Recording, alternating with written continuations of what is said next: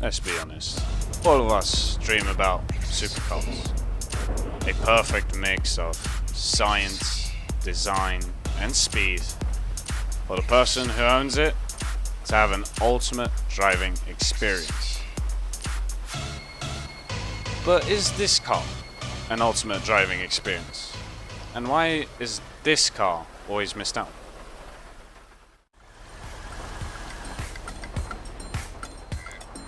Well, to find out, I took the car on the Los Santos streets. And I must say, the car performs better than I expected. Doesn't rev up to full RPMs, and when you're trying to drive calmly, it's relaxing.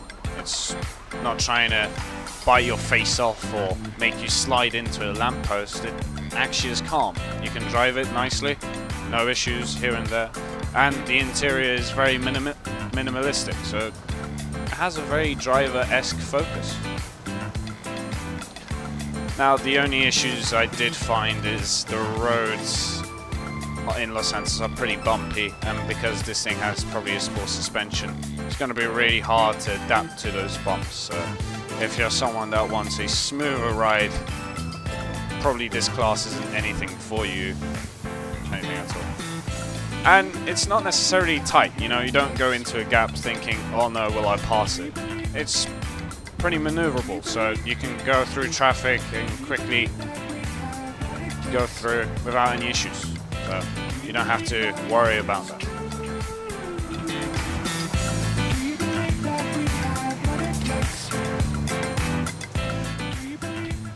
Now, I could have just done a lap time and see how well it performed there and just let it at that. However, I wanted to see how the car performs by its own. So I went to my house, parked the car, and waited until next morning to see how well it performed.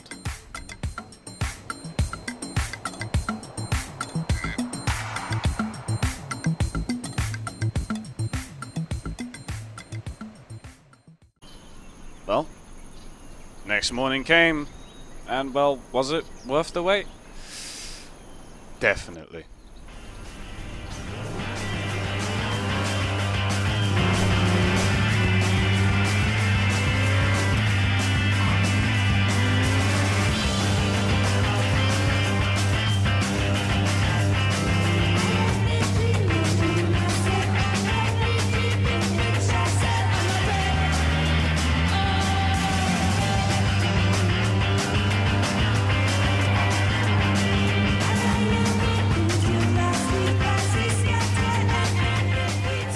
Now, cool thing about this car, it's its aerodynamics. First of all, you have the front grille, allows the air to slide through, reducing that drag, and then through the doors, it also has a little cut-in for the air to escape out as quickly as it possibly can, so it smoothly slides through the air.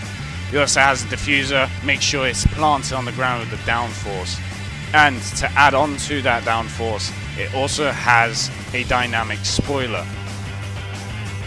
Now, when you're going very quickly, the spoiler rises up to provide you with extra downforce and provide you with grip.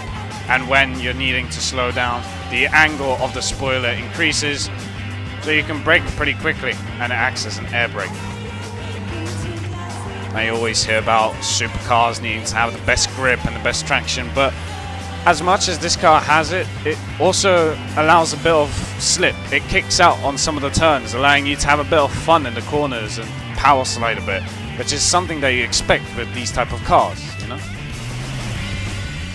Now, cool little features about this car is the badging, one in the engine, one in the cabin, and also one just in the door, just so you can show off. You also have a Formula 1 light, that's a nice little touch there.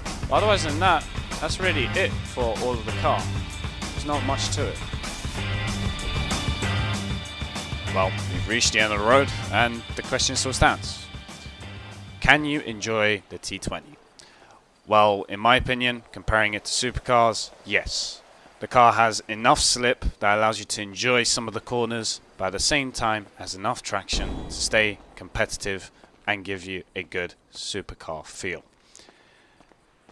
If anyone's trying to buy a good-looking, nice-sounding, and legendary supercar, this is the car to buy. If you have reached this far in the video, this means that the video has ended. I know, sad times. But do you know how you can keep up to date with all these videos? Subscribing. Consider doing that, sharing and liking with your friends as well. Otherwise than that, we'll see you on the other side.